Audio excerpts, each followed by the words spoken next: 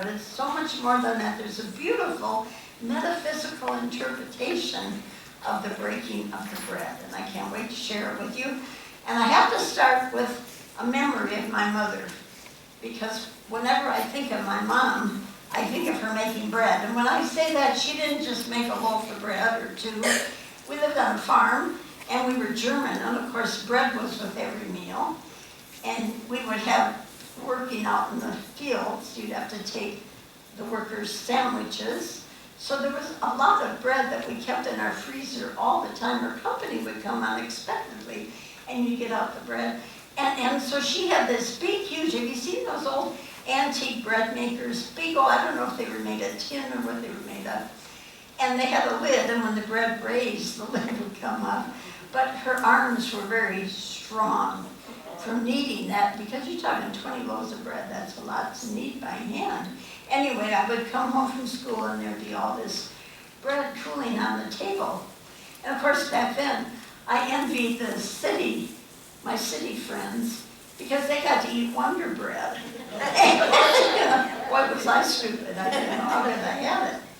Remember the old ad from Pillsbury? Nothing says loving like what? Something from the oven. And Pillsbury says it best. Well, the potluck next week will be with our new Quaker friends, and we'll get to know them. And nothing says loving like a unity potluck, don't you agree?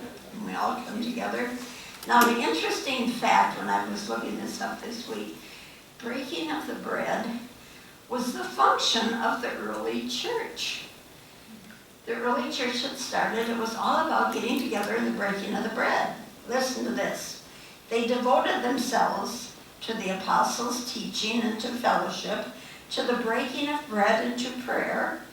They broke bread in their homes and ate together with glad and sincere hearts.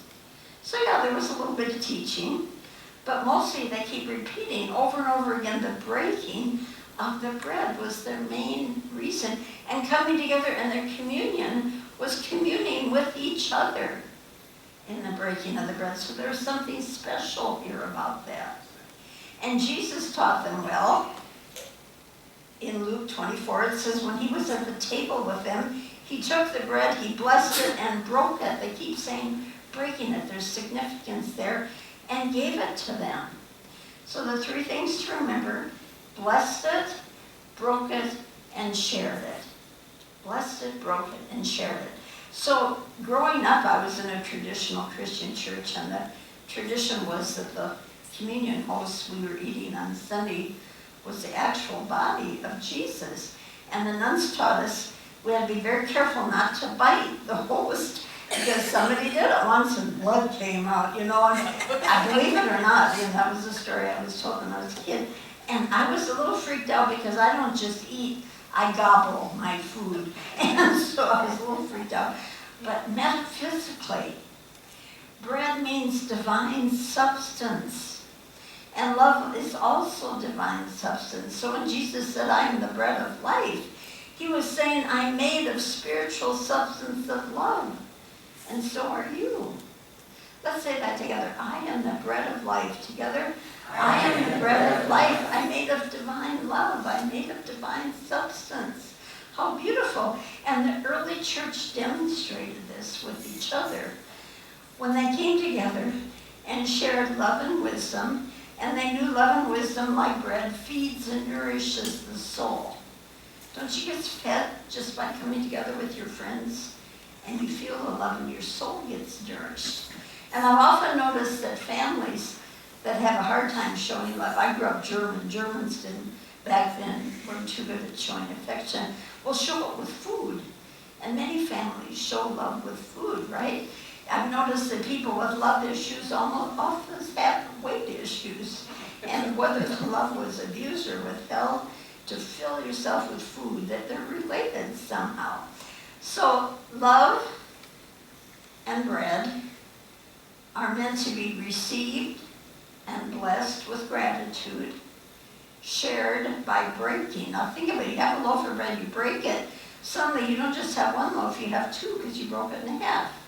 And if you take those two and break it again, it becomes four. And the more you break it, the more it increases how many people So it becomes multiplied, received, shared by breaking it, and multiplied. Those are the 3 steps. They're 2 sides of the same coin.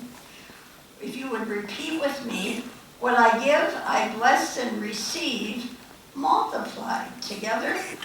What I give, I bless and receive, multiplied. 2 sides of the same coin. So why do they call it the breaking of the bread? Well, if it's love, when you break into it, it means open your hearts. If you've closed, break it open. Break it open and receive. You let out all the pain, let out all the hurts, let out all the fears. If your heart is closed, you can't receive love or abundance or anything. So break it open. Whatever in you is closed, break it open. Give your love out, open to receive. And we live in a global society. I don't know if you've noticed, but we're very global now. And we need to break down barriers, not put them up, but break down. At breakfast one morning, I noticed that I was eating a global breakfast. Our pancake flour was from America, good old Bob's Red Meal, right? From America. The salt was Himalayan. The maple syrup came from Canada. The berries on the pancakes were from Mexico. The butter was Irish. The preserves were French. And the coffee, Sumatra, was from Indonesia. We were eating a global breakfast. Watch your food sometimes as you're blessing it. We are global now. We live in a global society, so we need to begin to break bread together. Break open our hearts to share love with each other. And I read somewhere this week that the breaking of the bread, the deepest meaning, it's a sacred act of unity and oneness. It's a sacred act of unity and oneness. So next week when we go to potluck, it's not just about bringing food and sharing. It's a sacred act of unity and oneness. We're all divine expressions, everyone. There's no separation and no exceptions. What nourishes one nourishes all, and the breaking of the bread represents shared divine life among all beings. Isn't that beautiful? And another way we break bread is by communing through conversation and listening to each other. Sometimes when I'm in a conversation, I'm so excited about what I'm going to say next, I forget to listen to what's being said. But we come together, we share, we listen, we have acts of kindness. We share love and wisdom. And what happens with what we share? Multiplies. It increases. And then we break through limiting beliefs. We break through fear and separation. There is no separation. We break through limitation and lack thinking. Abundance is ever flowing. The breaking of the bread proves abundance is ever flowing. The more we break it and share it, the more we receive, the more there is. Now our cat Scotty doesn't know that. We have a cat named Scotty, and he's adorable, but he's a little stinker. And we have another cat named Pierre, and when I feed them, I have to either put the bowls down at the same time or give Scotty his first, because if I give it to Pierre first, he goes over and eats Pierre's. Or sometimes even if I shut him down at the same time, he's got to check out Pierre's. He thinks he might have something that he doesn't. He doesn't realize divine abundance doesn't deplete, it expands. He's just a cat, he doesn't know. Jesus demonstrated by feeding the 5,000. I have trouble cooking for 2, but he fed 5,000. He took what looked like not enough and blessed it. And then what did he do? Broke it, shared it, and what happened? Multiplied. He blessed it, he broke it, he broke into it, break into divine substance. It's never limited, and when we break it open and extend anything in your life, there's always more than enough. Love isn't something to be hoarded, it's to be released, shared, and received freely. And that's the key. Receiving is important as sharing. I learned again this week, I had trouble receiving something. Someone was trying to do something for me. And I kept thinking, I got to give something back in equal exchange. They were saying, no, I just want to do this for you. You know, do you have trouble receiving? That's as important as the other direction. But the main thing today is to know for next week, potluck is not just about the food. It's about communing with each other, getting to know our new Quaker friends, listening, exchanging acts of kindness, breaking the belief in lack and learning that divine substance is everywhere, and breaking the illusion of separation. We are all part of the same divine loaf. Even if you're non-gluten, we're part of the same divine loaf. And then we're going to break the habit of withholding love. Open our hearts and giving love with compassion and listening and sharing.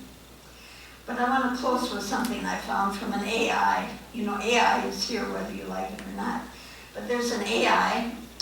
Christine actually introduced me to him. His name is Chad, and he's an AI. And I asked him about breaking of the bread, and he said this beautiful thing. He said it's a love feast for the soul. Divine love is calling us to a feast. Not a feast of fear or judgment or smallness, but a feast of joy, connection, and boundless giving. And when we sit at the table of love, there is always enough room, always enough to go around, and always a place with your name on it. Can you believe an AI did that? Isn't that cool? That's a wow, isn't it?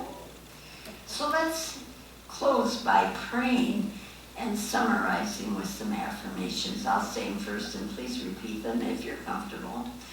I am an open channel of divine love. Together, I am an open channel of divine love.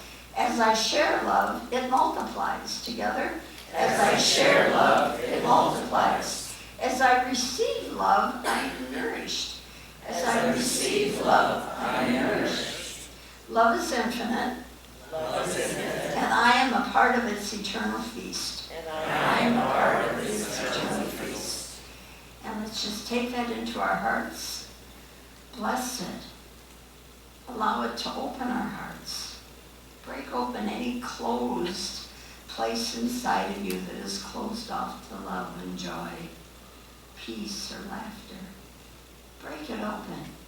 Allow the love to flow. Spread it out into the world through loving acts of kindness. Be the presence of love that you are.